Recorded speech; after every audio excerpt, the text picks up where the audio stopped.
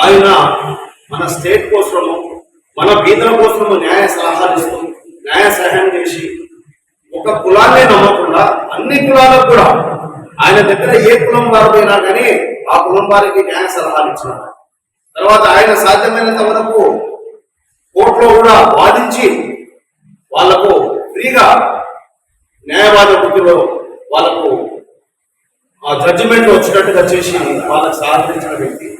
తర్వాత ఈ రోజు మనం ఇక్కడ నిలబడున్నామంటే ఆయన ఆ రోజు పట్టుదలతో మన కుల సంఘాన్ని నిర్మాణం చేసిండు కాబట్టి ఈ రోజు మనం అందరం కూడా సంఘం అని చెప్పుకుంటున్నాం. కానీ ఆ రోజు ఆయన గిట్ట ఆ కుల సంఘాలను ఏర్పాటు చేయకపోతే ఈ రోజు మనకు ఆ గుర్తింపు లేదు. ఇప్పటికి కూడా మనం అందరం కలిసి పెద్దలందరూ ఇప్పుడు చెప్పినారు ఆయన గురించి ఏమేం చేశాడు ఏంటి అని అన్ని చెప్పినారు. నేను కొన్ని విషయాలు ఇప్పుడు జరిగేవి కూడా చెప్తాను. ఇప్పుడు చేసే రాజకీయ నాయకులు దాదాపుగా మన కులం ఓట్ల కోసమో మన బాబూజీని ఉపయోగించుకొని మనం ఉపయోగించుకుంటున్నారు తప్ప మన మీద ప్రేమతోటి మాత్రము చెయ్యట్లేదు. ఎందుకంటే ఆయనని తెలుసుకుంటే మనకు కొన్ని ఓట్లు వాళ్ళకి వస్తాయనే ఉద్దేశం వల్ల అందరూ ముందుపై చేస్తూ పోతున్నాం. కానీ ప్రేమతోటి మన కులం వాళ్ళకి ఏదో చేయాలి, మనం మొదటి దశలో ఉండాలనే ఆలోచన ఎవరికి లేదు. అయితే ఈ మధ్యనే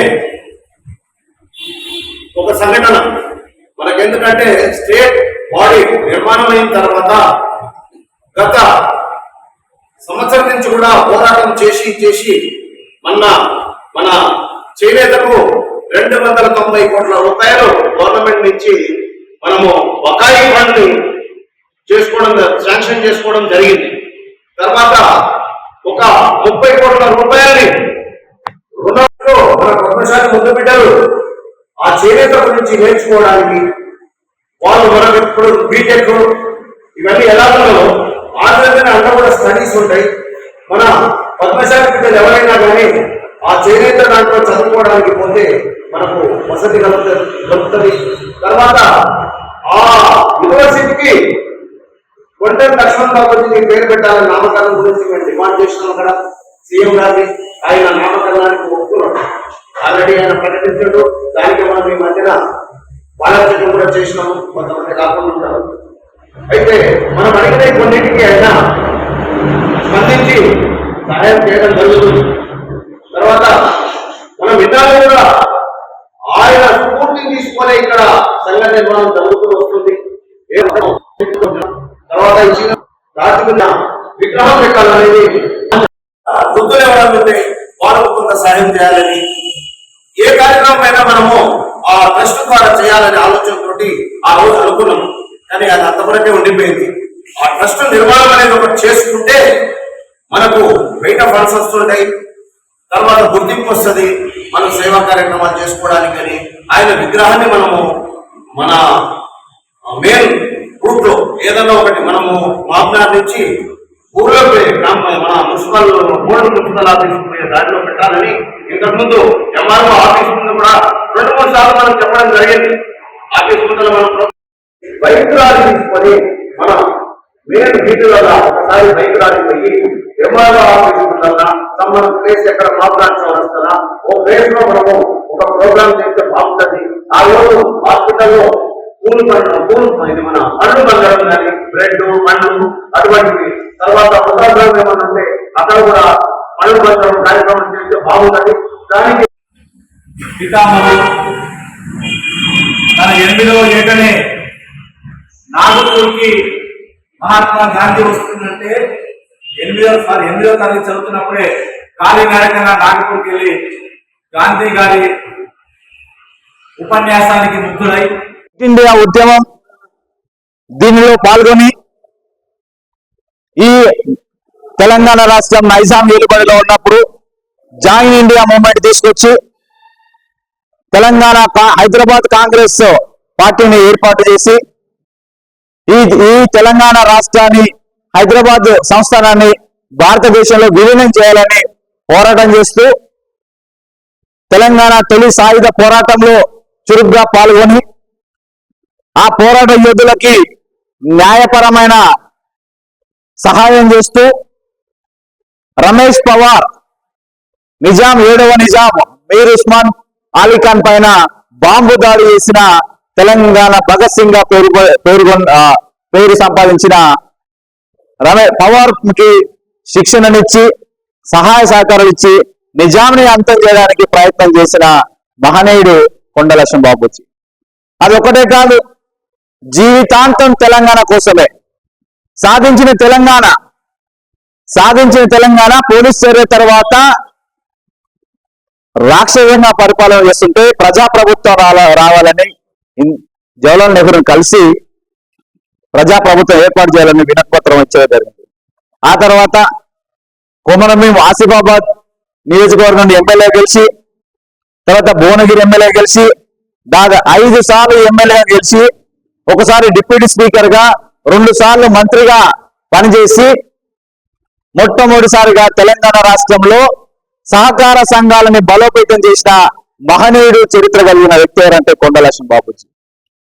అదేవిధంగా 1969లో తెలంగాణ తొలిదశ ఉద్యమంలో, ప్రత్యేక రాష్ట్రం కావాలనే ఉద్యమంలో ఎందరో అసూలు బాస్తుంటే తనకు కూడా పాల్గొని పార్టీలలో వింటూ తెలంగాణ ప్రజా సమితిలో కీలకంగా పనిచేస్తూ మర్రి చెన్నారెడ్డి లొంగిపోయే క్రమంలో ఇందిరాగాంధీ గాంధీ భవన్ పిలిపించి, నీకు తెలంగాణ కావాలన్నా, నీకు పదవి కావాలన్నా, నీకు ఏం కావాలంటే నాకు పదవి మాత్రం వద్దు, తెలంగాణ కావాలని చెప్పేసి తన రాజీనామా లేఖని అప్పుడు ఐరన్ లేడీగా పేరొందిన ఇందిరాగాంధీకి ఇచ్చి, జీవితాంతం తెలంగాణ వచ్చే వరకు నేను ఏ రాజకీయ పదవి తీసుకోను అని శపథం చేసి ఆ శపథం మీద నిలబడ్డ వ్యక్తి ఈరోజు కొండ లక్ష్మణ్ బాపూజీ. అత్యంత అరుదైన జాతీయ దేశ నాయకులలో గొప్ప నాయకుడు. తను 8వ తరగతిలోనే టోపీ పెట్టుకొని గాంధీ మార్గాన్ని అనుసరించి చివరి శ్వాస వరకు కూడా ఆ టోపీని ధరించిన మహనీయుడు, ఆ నమ్మిన సిద్ధాంతం కోసం పనిచేసినాడు. పేరు మీద 92 ఏళ్ల వయసులో ఢిల్లీలో జంతర్ మంతర్లో చలికాలంలో 92 ఏళ్ళు తెలంగాణ కోసం ఢిల్లీ వీధుల్లో నిలబడి 2 రోజులు ఆమరణ దీక్ష చేసి ఢిల్లీ పాలకుల కళ్ళు తెరిపించిన వ్యక్తి ఎవరంటే కొండ లక్ష్మణ్ బాపూజీ. అందుకే మన వీరుల చరిత్ర మనకు తెలవాలి, మన త్యాగదనుల చరిత్ర మనకు తెలవాలి.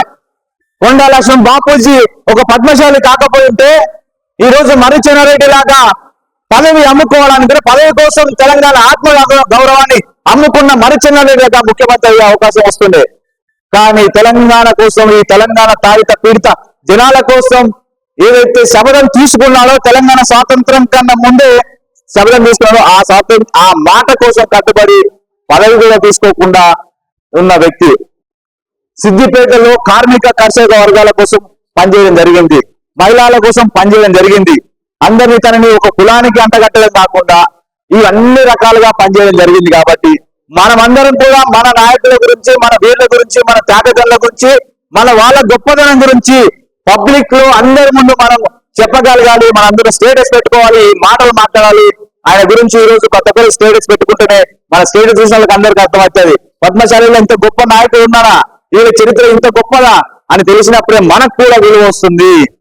ఎంతసేపు ఉన్నా ప్రతిసారి ఒక కులానికి అంటలు కట్టడం ప్రతి బహుజన నాయకునికి ఒక అంధకారం అయిపోతుంది.